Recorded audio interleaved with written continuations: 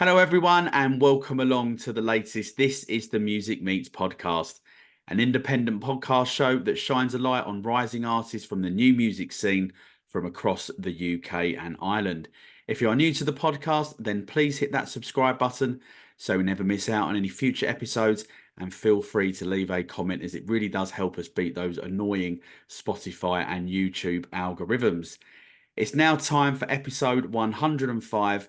And I'm delighted to be joined by Newcastle Indie rockers, the Avelons. Over the course of today's podcast, we're going to have a little chit chat about the band's latest single, their huge hometown headline show at the Cluny, plans for 2024, and much, much more. So it is a very warm welcome to Aaron and Jack. Thank you so much for coming on the podcast. Sorry for that awful pun there at the beginning, but how are you both doing? What we live for. No, we're good, man. We're good. Thanks for having me on. Appreciate it. Good, great stuff. Well, it's brilliant to have you here. And as I said there in the intro, I've obviously got quite a lot to sort of get through and find out a little bit about you boys as a band. But let's go right back to the very, very beginning. What are your earliest musical memories growing up? Was it quite a musical background for you? You've got like family that play. My family don't play anything, so right. We always think that's a bit weird. But like they're into tunes and stuff. They're into good bands. My gran used to put like Oasis on when I was little to distract us when she was making me tea. the live one at Manchester. I don't think she knew they swore as much as they did. But yeah, I was obsessed with Liam Gallagher and his red leather jacket and his daft little hat. You know what I mean? So. Yeah. I wish my answer was cool. It's not really. So for me, so my dad kind of played in the band when he was like my age, but like he's a design engineer by trade. That's all I've ever known him as. So there wasn't really like music in my house. Just listen to a lot of music, but yeah, I mean, to be honest,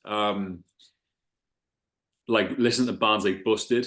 Green Day, as uncool as that sounds, I was about 4 years old, so it's up a bit, but yeah, I'm just obsessed with like guitar music and kind of just love those bands. Mum and Dad just bought us a guitar just one Christmas, and kind of developed from there. Yeah, sure. And what about then your first gig as a punter? Can you remember who that was? I went to Evolution Festival, right? Which was like, and there was like loads of kids there, man. I must have been like 11 or 12, and like the Wombats were on and Twisted we were on. That was pretty cool. But then my first proper gig was The Enemy. Oh, nice. At the Academy, and again, I don't think I really knew gig. I think I turned up in trackies. I was like 12. Some bloke picked us up and said, "I've got porn hands older than him." Sorry, but yeah, that was The Enemy. Yeah, I think my first proper gig is it's a bit of a don't know, I'm sure of anything, but it's I was 9 and me and my dad went to see AC/DC at the O2 Arena on the what it was Black Ice. Black Ice, yeah, it was Black Ice tour. Wow. And I was 9 and got this t-shirt from the merch stand, but you had any kid sizes, so it was like hanging off us. An extra small. It was still too big. It was like a dress. They're a big man's band, aren't they? Yeah. So yeah, that was my first gig. Really, the first gig I ever went there. Oh wow, amazing! And I don't know if you guys saw, but The Enemy, they're back on tour. In the year, did you see that today? Well, they were meant to be playing Stockton Calling this weekend, which I'm heading down to, but they've pulled out, so I was a bit gutted about that. I seen McKendall Calling last year. Yeah. And it was still pretty. They've still got it like. We seen City Hall, didn't we? City Hall, that was a good gig. Yeah. I seen McKendall. I got into a Lalo at the end, and I fell off, and I was drunk enough for it not to hurt. But like, come back, my girlfriend, she was just like shaking her head at us, going, "How man, you're 27 now. You got to pack that stuff in there." Yeah, I know that feeling. It hurts a bit harder as you start getting older when you Yeah, know. I can't do it anymore. And what about then when did the Avelons form? Did you sort of know each other beforehand, or did it, friends through friends? What was the process like? Um, me and James are basically like brothers now Yeah.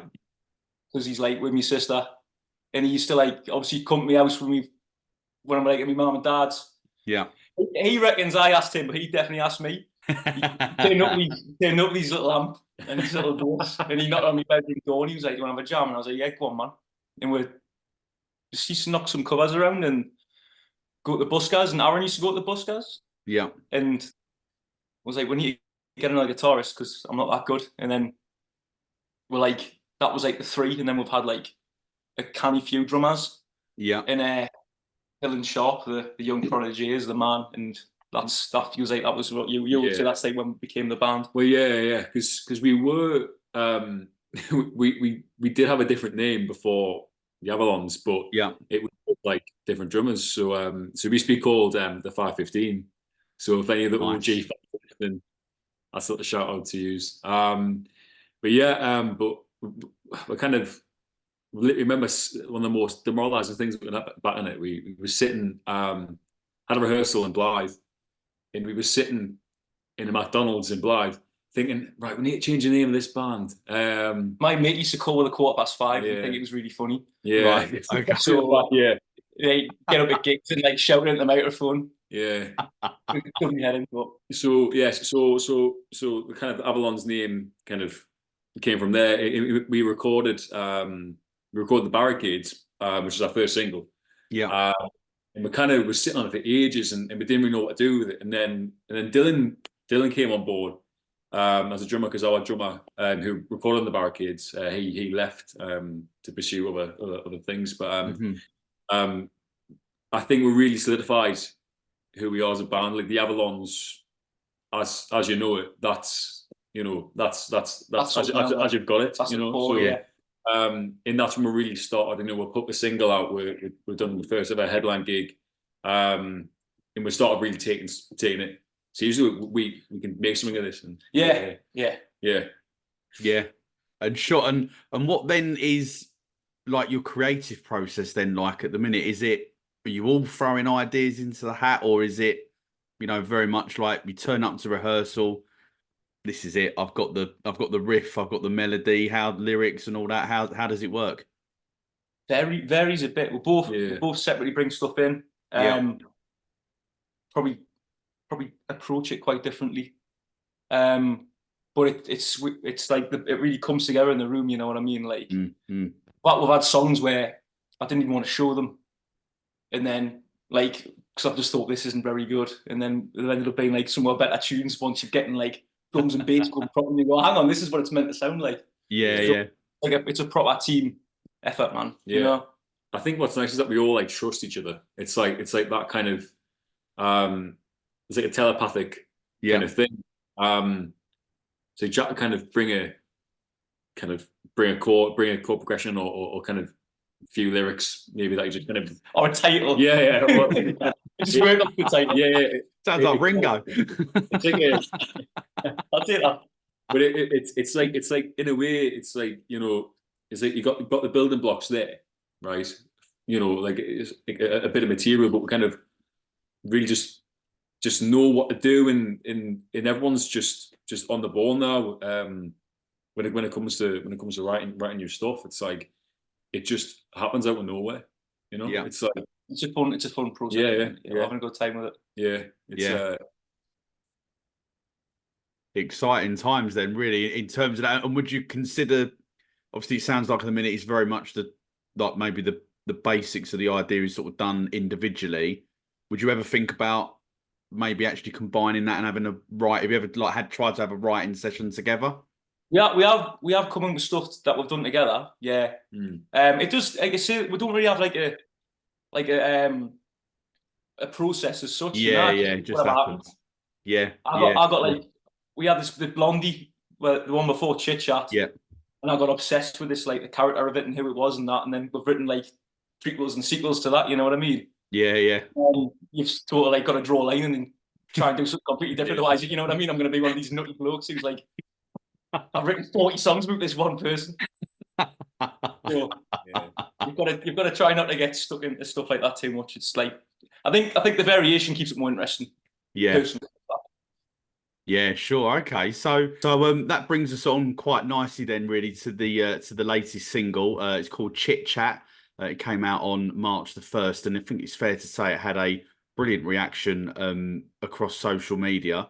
But maybe for those This Is the Music listeners that haven't heard it yet, what can you tell us about the song? Yeah, so Chit Chat's a song that we've had in our set for like a long It's a long time. Yeah. You know, it's because it's had that life in it. It's been one of those songs that it's never been out the set, has it? Really, it's always been in there. Well, it's not like it was a conscious decision that we want to hold on to this until it's the right moment. We need to you know, we need to do some damage. Like for me, it was like, right, the vision was we'll get Blondie out, kick the door down, and then chit chat and go, oh well, actually they can't write proper songs as well. You know what I mean?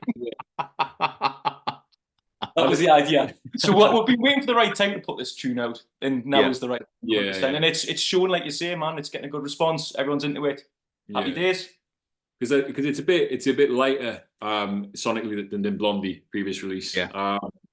You know, kind of more kind of indie pop rock. Kind of thing. But like I said, I wrote it for a college assessment back in 2017, and same year I joined the band, and it kind of started off just kind of very, I guess you could argue, it was very just authentic and real, but it wasn't really a song. It was just kind of an idea or concept, or a bit like we were saying before about the kind of writing process. It was just kind of, and then you got in the room and it became this thing. And like, wow. And but it's I mean, in terms of the backstory of it, it's basically it's an anthem for those people who are kind of in a turbulent, toxic relationship and just are desperate to get out. You know, that point where you start to kind of realize, you know, this isn't good for us. You know, it's about the relief of breaking free and kind of I guess relief. Cut the cord, people. Yeah. All the people stuck. Cut the cord. You're stronger. You're better. You're worth more. Exactly. Oh, that's what he's trying to say. Yeah. Pretty much. Yeah. It's a call to action, basically. Yeah. There you go. And then obviously say it's had a really good reaction across the social side of things, streaming and download platforms and all that sort of great stuff. But you're saying there that it's obviously been in the set for quite a while, like your live shows and stuff. So is it a bit like a favourite of the band? I'm sort of getting the impression that it may well be right up there. But what has the reaction been like from gig goers when it has been played live? Well, this is part of the reason we know. Obviously we loved it. Yeah. And it's hard to judge your own work, but you sort of hear it, you go, that seems to me to be a really good thing. Mm-hmm. And the sort of feedback you get from a song like that without it being released to be so positive was like, oh wow, it definitely is what we think it is. Yeah. And now we're sort of, like I say, man, we've been sitting on it waiting for the right time, and now we're kind of reaping the rewards from that. And I'm excited. I'm actually really excited to play it now it is out. Yeah. See if it goes up again, you know what I mean? Yeah. It won't be words up. People will definitely know them now. I've got no excuse not to. I mean, Mum's been making up all sorts of nonsense for it, man. But she'll have no excuse now. She's got to know the right ones, man. So our drummer, Dylan came in with one. So he was like, his mate texted me, "Oh, I've heard like a new song. What's like? Is that the first line? The first lyric? Is it wolves?" And he thought the line was "wolves, they pass me by." It must just be the way we talk. It's funny. Yeah, it's not wolves. It's moments. If any future reference. You're like Vince, what's his name, and Motley Crue. Couldn't even understand a word he's saying anymore. Anyway. And obviously you've put 6 songs out so far. Have you got a favourite one? So I have my favourite to listen to in terms of like I don't know, just memories and sonically, but so my favourite like to listen to was actually Setting Suns, which is our second single. That was good memory. It was. Yeah. But yeah, I mean, in terms of favourites, I mean, I think Blondie sounds incredible. Yeah. I'm a Blondie man. Yeah. I enjoy the strain I put on my own body to play that live. And that feeling when you finish it and go, right, where am I? What's happened there? You know what I mean? Feel like you've run a marathon or something, man. Yeah. Well, it is a banger, to be fair. So I don't blame you. Well, I'd probably say like Chit Chats. You know, like I have like to say just like the relief of having it out. And, yeah. It's one of them too. I feel we're in a good place now putting music out, man. Yeah, no, definitely. Okay, so let's have a little chat then about live music because I think it's fair to say that it's a pretty busy and exciting time for you guys. The big headline hometown headline show. We'll get there eventually with a question. It's obviously at the Cluny in Newcastle on Saturday, the 26th of April. And obviously you're doing that with This Feeling. Remaining tickets are on sale now, and we're going to put the link to that up in the episode bio. But are you in rehearsals at the minute? And if you are, how are they going? We are. We've kind of never been out of it. Right, okay. We've made a conscious decision now to like. Sometimes I feel like we leave it too last minute to get like set ready. We spend a lot of time. You know, you're working on new songs. You've got to work on them sometime, and then all of a sudden it's on top of you. So we've kind of been balancing. Like we'll go in there, we run a pretty intense set. Yeah. Work on some new stuff, have a brew, and then we do it again. You know what I mean? Yeah. Build the stamina. It's like a workout, isn't it? It's like resistance training. Dylan does it in one of them big suit things, like boxers wear when they're trying to get into shape. It's one of those things where it's like workout. It's like a drill. It's like always say, right, we're going to drill a set, and like yeah. You don't. There's no worse than watching a band and they're like all over the place, and there's no like. You know, and it's like a taking them structure to it. Yeah. Just get your music played, man. Let's get on with it. Yeah. I think what that comes from. It's when we actually are doing the gig, we don't want to even think about kind of, am I playing the right thing, or am I playing well, am I playing good enough? We just want to be there in the moment, and like just knowing that subconsciously we're going to do the right. Well, that's how you capture. That's how you capture the attention, innit? You don't capture attention, piss fart in the boot, and like exactly telling stories, man. Just play the tunes. Yeah. Definitely, and you're in the main room, I believe. Here we are. So I'm guessing that's obviously must have been a big ambition when when the band first started to eventually get to the Cluny. So yeah, how excited are you that dream is 3 weeks, something like that away? I think now going to become a reality. It's massive, man. I just hope we do it right, but yeah, I've always wanted to do it, man. I seen Peace there when I was like young, one of my favorite bands, and it was after the Macklins beat with 3-0, and I drank a load of beer, and I threw my tune top at the guitarist, and he put it on stage, and I remember thinking then, wow, and it was in the NME, and it's wow. I showed me last year that day, and I couldn't find it. It's in one of my drawers upstairs, but I can't. And it's got me watching him with my tune top on. You wouldn't know that looking at it, but I knew that. And have you played there before then, or is this like we've done bits and bobs, a couple of supports, you know. Yeah. Was he never headlined there before? Well, we've headlined Cluny too. Yeah, we've done Cluny too. Which is still me at the time was like, geez, like we're doing even though it wasn't the Cluny main room, it was like still the Cluny, it was massive for us. Yeah. But to do the main room, like it's something else. It's like. Last time we played this, we supported Ilfads, who are supporting us this time. Yeah. And they're mint now, so we're very excited about like playing another gig with them, to be honest with you. Yeah, sure, okay. And what for those that maybe haven't bought a ticket yet, as I say, there's very limited tickets left. I've been led to believe. Why should people come down to see you live? And what have you got in store for the show? You should come and see us live because we put our hearts and souls into it. You know what I mean? Yeah. And as soon as I couldn't stop myself laughing. It's true, but it's all those things where you're saying again.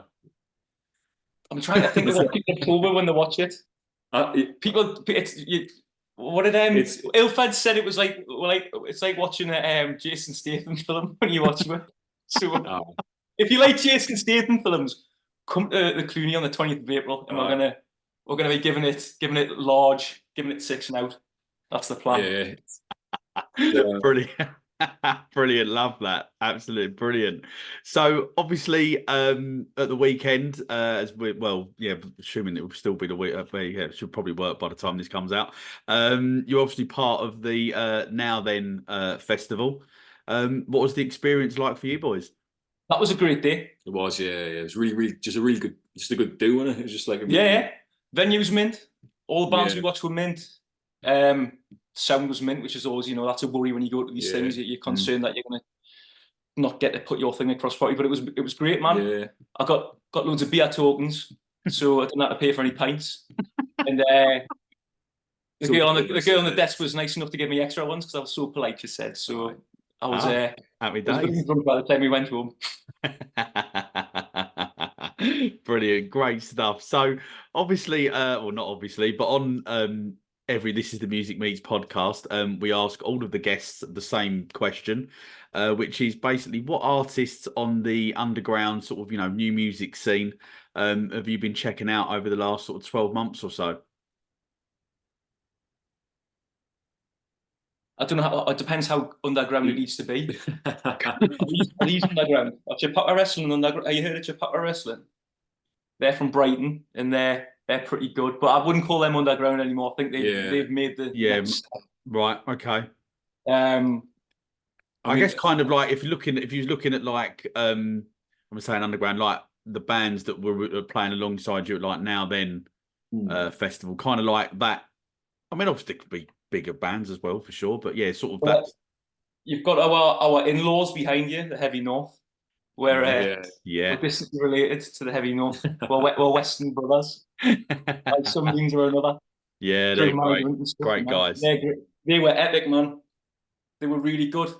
I saw them at Kendal again last year, and they were on the same time as Rick Astley, so I had to miss Rick Astley for them. And I caught 5 minutes of Rick Astley actually when I got back from them, and the Heavy North had made him completely obsolete and not worth listening to, so I left that as well. But they're banging. Right. I mean, I'm just thinking of bands. Who's up here? Who's like top man? I'm just thinking of bands that we've supported and played with. I mean, like off the top of my head, like Lizzie Ezo, for example. She's doing. I mean, again, I don't know if she's considered underground, but she's doing really well. Tom Smith, but he probably jumped up the next level. I mean, he supported Elton John, so it's wow. It's the game I like, but yeah, I mean, like Camel Island, band from Sunderland, just off the top of my head, like Red Remedy, good band. Red Remedy. Oh yeah, they're class. I love them. I was a big Peter Votes fan, and they've disbanded. Yeah, but I can't think of what's his name. They've got a new band. Ravellos. The Ramellos. Ravellos. I don't know if it's the Ramellos or just Ramellos. Some you just put the in front of things. I was seeing him at a gig and he's like, we're still playing your favourite tunes, so I'm pretty pleased with that. I can't wait to see them again. That'll be good. Yeah. Kites supporting us, they're top. Of course, Just put out Consistent Gold, and that's a good tune as well. They don't really miss. They're good lads. So yeah, I mean, I feel I can say this because I'm a part of the band, unlike Jack, but I mean, Hannah Robinson is absolutely just outstanding. Like, she's very, very pretty as well. So was the bass player. And so was the bass player. But yeah, I mean, Hannah's doing great. I mean, in terms of like, obviously she was playing now then as well on Saturday, and you know, I mean, bless her, she was in the freezing cold on the marquee stage outside in the cold. But honestly, like it's one of those things where I thought Sheffield was going to be warmer than it was. If I'm honest with you, if further down south you go, you think it's going to be more tropical. Close at the equator, it should have been warmer than it was. Yeah, I mean, there's loads of like Newcastle bands. I mean, I wish I knew more from other areas, but I mean, there's loads of bands from Newcastle North East that are killing it and doing really well and writing some really good tunes. So, in all honesty, like it's been a long time since we were on a bill with someone and we weren't like, wow, like I can't put someone and thinking they were pants. It doesn't really happen anymore. The standard's really high. We find, you know. Yeah. So, no, definitely. I think over the last sort of 3-4 years, I think it's just got better and better. And you know, I think it's fair to say that British guitar music at the minute is absolutely flying. And you know, long may that continue. As far as I'm concerned. So I'm going to chuck some quick fire-ish questions at you now. I'll say they're quick fire. I'll say this every episode, but they're probably not really, to be fair. So I'm not expecting quick fire answers, but we'll see. What is the one thing that the Avelons are most proud of to date? So I told you they weren't quick fire. I can't speak for the band.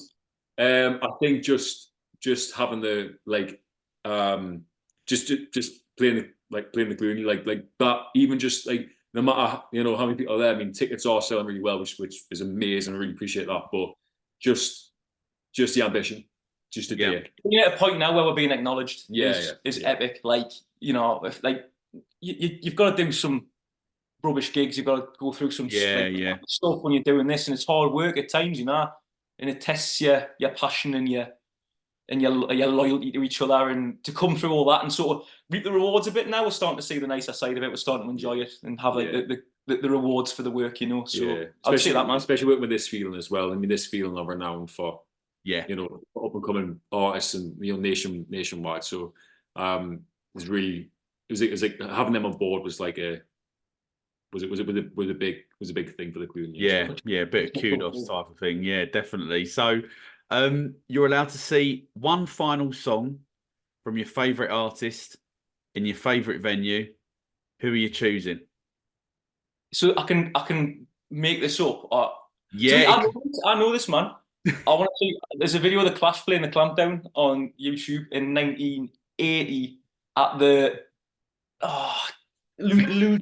Lucium Odeon or something in London, and it's the best thing in the world. They're for me, they're the greatest band of all time. And every time I've had a skinful and we get back to the house, I put it on, and it fills my girlfriend's head. But there you go, man. That's what I'd do. I know the exact one. I'd want to see that live. I mean, for me, I'd have to think about it. He come with me to see the club. Off the top of my head, because my favourite venue I've been to was Newcastle Uni Student Union. I just love it there. Went to see Inhaler there.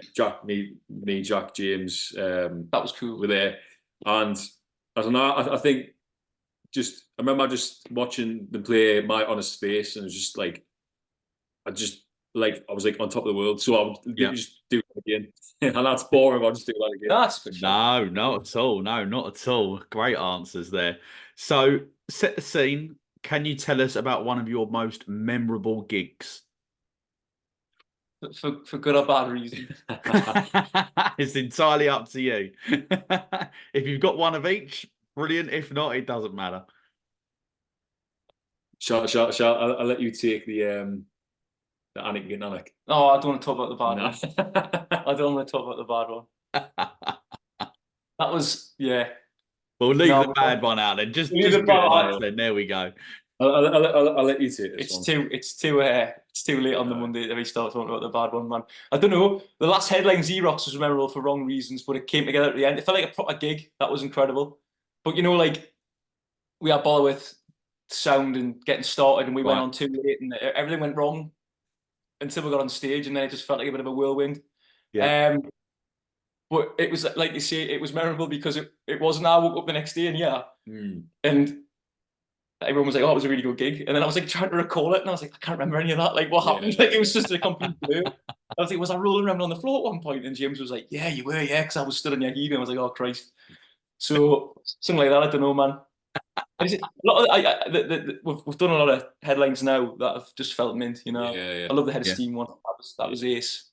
You know, I think Bobbix. Yeah, we're headlining Bobbix. I would say that was one most memorable gig because it was just like chaos. It just felt mental, man. You know. Aye. It was only 60, yeah, there was only 60 people there. So like 65. It was 65. 65. And I counted them on stage, and there was more than 65. But it was John lost the foot on the goal. He was like trying to count, and people were just pushing past him. Yeah, it was. It had a really nice. It was just like because we're done my first headline gig, and Bobbers was the second one, and I feel as though we'd really like learned from the first one, and you know, it felt like Jackson with Xerox. It was like a proper gig, and everyone was just in a good spirits, and it was summer, so you know the sun was shining, and I mean, it wasn't shining in the room. It was. Well, no, the curtains were drawn in the room. It was very dark and atmospheric, but it was a really good day. It was a wicked day. Like, I love stuff like that, man. I think when you speak to like people in follow, like they always say that was like their favorite gig. So yeah. Bollocks. There we go. Okay. So now we can't believe it. It's devastating. We done a load of support slots there as well. It was probably one of my favorite venues, and to see that like come to an end was really quite sad, man. But big up the Bollocks. So if you could have any artist turn up at the Cluny show in a couple of weeks' time, who would you invite down? Is this just to watch or to play or? Well, we'll say just to watch. Unless you've got someone in mind that you really want to play up on stage with you. So just anyone, I can have anyone come down and watch? Anyone. It doesn't matter who it is. It'd be canny mental to look out and see Mick Jagger just dancing, wouldn't it? Old snake hips. Ian Brown would be funnier. Aye. No, would it? Than Mick? I think put Ian Brown in the centre of everyone. I think it'd be funny. But if he was just at the bar, we'd lose track of it though, because we go, that's Ian Brown. I think we're picking this for the wrong reasons. It's not going to be a common thing, is it? No. It's a tough one. I wouldn't want someone that I love dearly to see us in case he didn't like it or they didn't like it. Do you know what I mean? Yeah. Not to say I don't love Mick Jagger or Ian Brown, but like that's more for comedy. Yeah. I think if word got out that let's say like Sam Fender was gone. Yeah. Right. I think if he was going to be there, I think we'd shift a few more tickets. Like I think just. That's it. That's a business answer. I think for a business point, but we're not worried about tickets, or no, we're not worried about tickets. No. Okay. So, what other plans then have the Avelons got in store for 2024? So I'm trying. We're going to put another single out. We're going to try. We're gonna try and get another single out. We're aiming for June, we think. Very excited about that. We've got. So we've got Stones Throw Festival. You know, Sundara Karma headline on that one, so that'll be good. And that's on the 25th of May. So if you see us at the Cluny, you want to see us again, that's the next one. Cracking lineup as well. It is a good line. In June as well, we'll be supporting Marbles back in Sheffield. So people of Sheffield, if you enjoyed us at that, then come and see us support Marbles. And then after that, like mentioned, the single in June. You know, I think we've got something sitting, waiting. Yeah. Waiting to so we figure out what we're going to do with it. But it's we've got some exciting tunes. We don't know the best way to deliver them to the general public is Dutch, you know. But I think we're hoping if all goes well that'll be out before the end of the year as well. So more big massive indie tunes. I've just realised what a terrible job I've done of painting that wall behind us. You see how shitty that is. Embarrassing, isn't it? I wish we'd sat somewhere else. I hope it'd be a nice new background, but could be distracted by it. It's not that there, look at that. Right. I'm not going to. That's what we're going to do. We're going to paint this wall. We're putting our coat on. Hopefully, you'll do it in time before the gig at the Cluny, right? Yeah, 2 weeks, man. Well, look, brilliant stuff. It obviously sounds like you've got a very, very busy sort of, 3 or 4 months coming up, and look, I wish you all the best of luck in the world with it, because it really, as I say, it sounds like it's a very, very exciting time. But look, unfortunately, that is the end of the This Is Music Meets the Avelons podcast. Thank you so much for coming on. I've really enjoyed that. It was a great laugh, and really enjoyed getting to find out a little bit more about the band, and as we just discussed there, the exciting plans that you've got coming up over the next sort of few months, as I say. But before I do let you go, can you let the This Is the Music listeners know the social media platforms that they can find the Avelons on? Yeah, Aaron question. So we're on Facebook, we're on Instagram, and we're on X or Twitter, as some people know it. We are at _Avelons on Instagram, and on X, I believe it is at Avelons the. Keep us on our toes. Exactly. Mix it up, keep it fresh. In Facebook, it's just the Avelons. Just nice and simple. With an E in the middle. Yeah. So sometimes people get that wrong. So it's like Avenue Lons, effectively. Avelons. Yeah. Maybe if we need to be the Avenue Lons, maybe. Avenue Lons. Yeah, there you go. Well, there you go. Well, we will put those all the social media links up in the episode bio, along as well with the ticket link for the Cluny, which is obviously coming up in a couple of weeks' time up in Newcastle. So if you can, go down and get a ticket, because it sounds like it's going to be a great night. And obviously, as I said earlier on in the podcast, the tunes that you've put out so far are fantastic, and it's great to see the reaction that you've had. Look, I'm going to let you go. I've taken up too much of your time already tonight. I really appreciate you coming on. And yeah, good luck, man, with that gig, and obviously all the other exciting plans you got for this year. Thanks for your gentleman. No, we appreciate you talking to me, and it's been lovely. Had a great time. Thanks very much, man. Brilliant. Absolute pleasure. And all that leaves me to say is to thank everyone for tuning into the latest This Is the Music Meets podcast. Please subscribe so you never miss out on any future episodes. And if you're loving the podcast, it would be really appreciated if you could leave us a 5-star rating and written review, as it really does help us and the bands be discovered. Thanks for listening, and we will be back very, very soon for episode 106 of the This Is the Music Meets podcast.